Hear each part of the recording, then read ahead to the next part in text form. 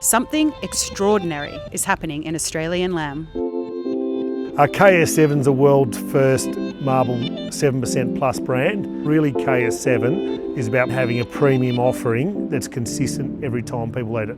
We started Gundagai Lamb really to focus on farmer feedback and consistent quality for chefs, and we're grading it into good, better and best.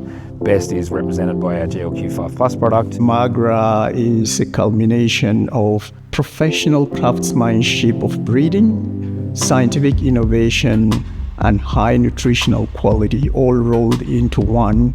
Why does marbling matter? Marbling's linked directly with overall eating quality. The flavour profile of lamb with marbling in it, the eating experience is overall much better for that product. You can feel the moisture that it retains, and then you have this sensory experience. Luxury lamb is here. Produced with passion, backed by science, objectively measured and primed for premium menu placement. So Kinross Station, we've got the world's largest flock of Hampshire Down sheep. KS7's the world's first marble 7% plus brand. It's part of our Kinross Station Hampshire Down program. Really, KS7 is about putting lamb in the centre of the menu and having a premium offering that's consistent every time people eat it. You know, it's starting to really pop up in some of the best places in the world, and you know, as it should. It is the world's highest marbling lamb. The way lamb's done is a marble percentage as opposed to beef, which is a grade. So the average lamb in Australia is about 4% marbling. The average New Zealand lamb is about 1.5 to 2, European about the same. So really, this is almost double what the average Australian lamb is for marbling. Marbling's linked directly with overall eating quality and overall liking. So the higher the marbling, the more juicy it is, and also the more tender it is as well. If you look at the Angus and the Wagyu industry, it's all about genetics. And lamb's no different. You know, we are the #1 ranked ram in Australia. His name's The Rock. You know, he's an industry legend. He's taken marbling and lamb to places no one's ever been. If we can find that next ram that changes the game, all of a sudden we can see a lot more KS9 coming through in menus the next few years. And I think, yeah, it'll happen. It's amazing. Yeah, I think to have a product like this on the market is super special. I think to see lamb competing with beef and Wagyu is really important. The marbling on this lamb in particular is just insane. Like, 7 is kind of the benchmark, but I'd say this is way closer to a 9. I think lamb is kind of one of those real staple meats for Australian culture. So yeah, really cool to see something this special kind of come to the market. Amazing privilege to be one of the first venues to offer the KS7 lamb. This is our Kinross KS7 roasted lamb loin with sweetbread, artichoke and fermented mint. Good. It's really good. Very excited to get it on the menu. Fat content is just unreal. Truly some of the best lamb I've ever tasted. Pretty excited here at Chop to have the first of the KS7 lamb rump. Pretty lucky to be the first in the country to get this. Yeah, we're launching the KS7 lamb at Chop House here today. So we've got a KS7 rump. We're going to serve it as a roast lamb for 2. So the rump's been sous vide 55 for an hour and a half. Then just going to render that nice fat cap down there, get some heat through it. And then we've got a little house-made mint jelly, bordelaise sauce, some broccolini and some mashed potato to go with it.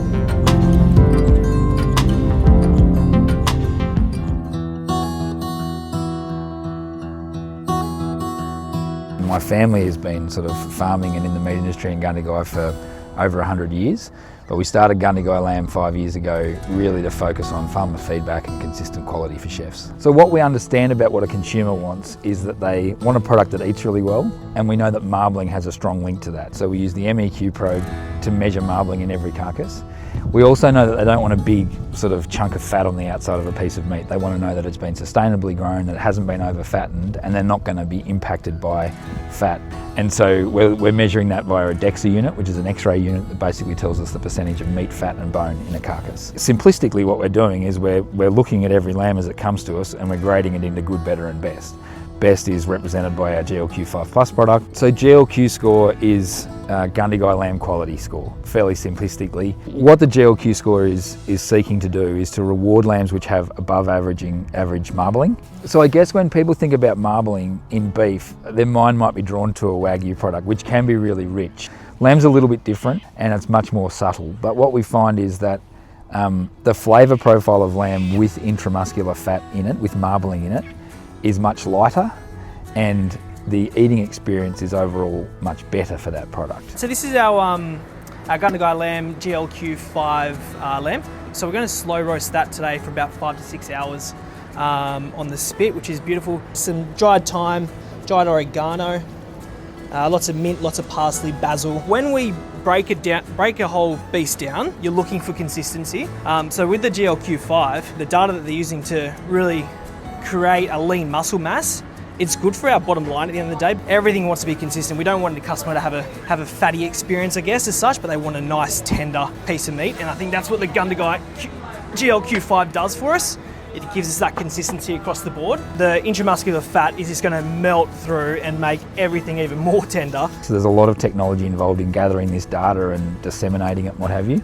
And so our promise is that we've graded it, and if you put it on your menu and it's ordered, it will perform exactly the way you want it to perform. And we know that chefs do a great job of preparing it, so we've got to make sure that the raw material is just A1, so it just works for them.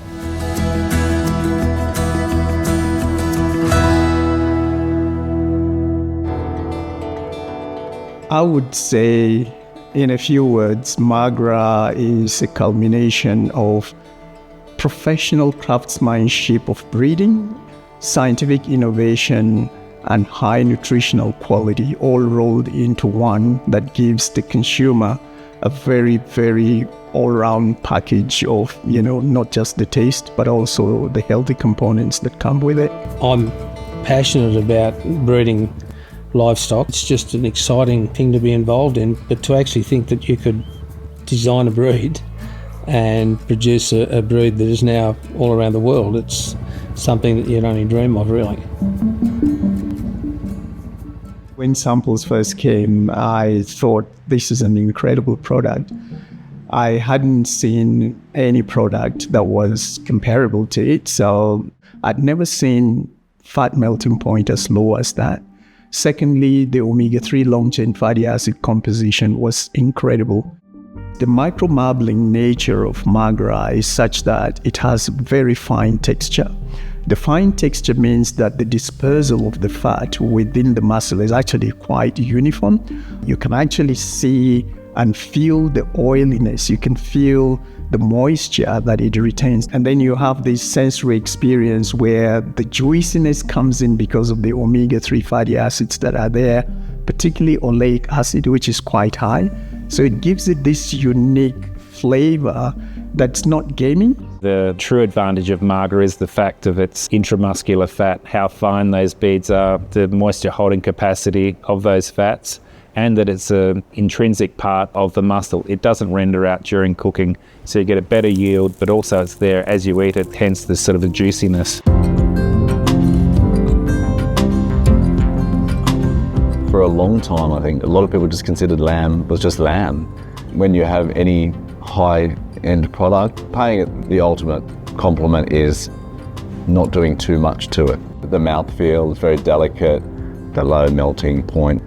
It's just a higher quality, it feels different. The rolled Magra Barnsley chop with pickled lamb's tongue, pine mushroom and some currant grapes. 34 years I've been cooking professionally, and lamb has been a big part of that. Like, Australians love lamb, and it's a big part of who we are as Australians.